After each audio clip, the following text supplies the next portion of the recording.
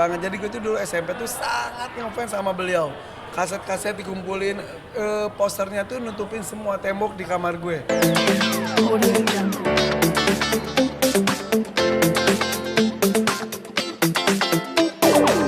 Itu ya, itu Om Iwan Fals datang ke rumah tuh jadi mimpi, jadi kenyataan banget. Jadi gue tuh dulu SMP tuh sangat ngefans sama beliau.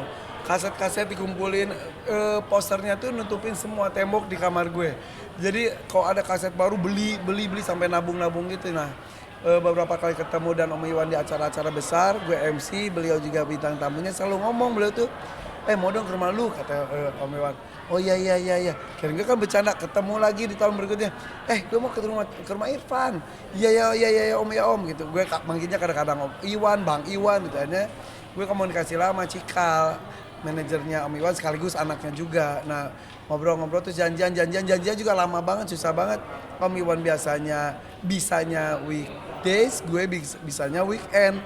Akhirnya pas hari Senin tanggal 15, gue masih ingat sampai sekarang, datang ke rumah, lihat Aviari, sampai terharu beliau tuh sampai menciptakan lagu on the spot mengenai Aviari, belum gue keluarin, dan menyanyikan 7 lagu lainnya, 7 lagu yang ada pesawat tempur, ada belum ada judul, ujung aswa pondok gede semua, dan gue tuh apal semua sampai Om Iwan gini, Irfan hafal ya, iyalah orang gue OI gitu, happy banget. Nah pas pulang karena istri Om Iwan juga datang, anak-anak juga datang, tim bandnya juga datang, happy banget lihat binatang. Nah ternyata istrinya Om Iwan tuh suka dengan kura-kura. Udah kebetulan kura-kura aku baru menetas kan, udah aku kasih 3 ekor kura-kura. Kebingungan sampai gini, sampai jam 3 subuh. Ini gimana kandangnya dan lain-lain. Akhirnya sekarang udah bikin kandangnya heboh banget, keren banget, pakai lampu dan lain-lain gitu, ada airnya.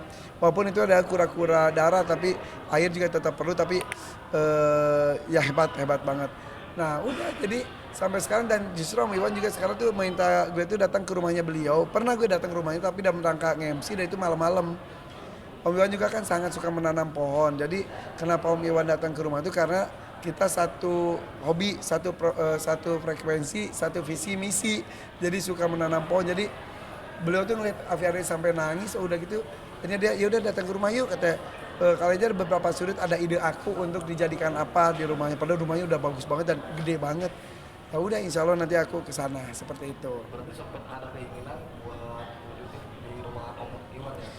Iya, kata Om Iwan tuh dia tuh pengen bikin aviari juga, tapi dia kan jarang di rumah juga, katanya sangat sibuk. Om Iwan tuh sangat suka alam, itu Pak, semua orang juga udah tahu. Jadi saking pengen ada gemericik air, dia sampai ada paralon, kata dibolongin, kiricik. Ngeliat di tempat gue jizbret, air terjun, jadi dia aduh pengen bikin gini juga, katanya seperti itu. Tapi ya mudah-mudahan nanti ada kesempatan di sana. Terus yang hebatnya dari Om Iwan, gue baru tahu sih ternyata di tahun 82-an Om Iwan tuh kalau manggung off air itu salah satu ridersnya tuh yaitu panitia harus menanam pohon. Jadi nanam pohon nanam berapa puluh gitu. Dan itu luar biasa, katanya ya nyelamatin bumi dengan cara apapun, mumpung bisa masih melakukan sesuatu, lakukanlah. Seperti yang gue lakukan sekarang juga gitu. Perihal samping POA Di rumah gue tuh sapi sekarang jadi banyak. Jadi kemarin Idul Adha kan ada 7 sapi. 6 sudah enggak 6 sih, berapa ekor yang disembelih ya. Pokoknya 1 ekor disisakan Janoko. Nah gara-gara ada Janoko dipelihara buat tahun depan. Terus Janokonya tuh galau gara-gara teman-temannya hilang karena teman-temannya dikurbankan semuanya. Oh ya, di situ ada 7 ekor sapi besar, 6 dikurbankan, sisa Janoko. Yang sapi kecilnya kan ada 2. Nah akhirnya sekarang gue kemarin sampai ke Kebumen nyari sapi. Nah di Kebumen tuh terkenal dengan sapi PO-nya nomor 1 di Indonesia. PO itu peranakan ongol.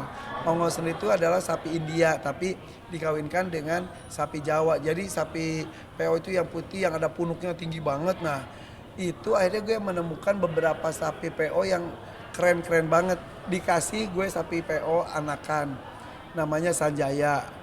Kemudian gue ketemu dengan sapi PO betina lagi hamil 7 bulan, namanya Bona. Gue mulai kepikiran nih, kayaknya kalau Bona diambil juga oke nih. Jadi dia lahir 2 bulan kemudian, kan dia hamilnya tuh 9 bulan lebih ya. Lahir bisa dikawinin sama Janoko, jadi Janoko sebelum kurban mudah-mudahan udah ada keturunan. Jadi gue tuh yang ya udahlah nekat. Sekarang di rumah gue udah kayak peternakan sapi, banyak banget sapinya.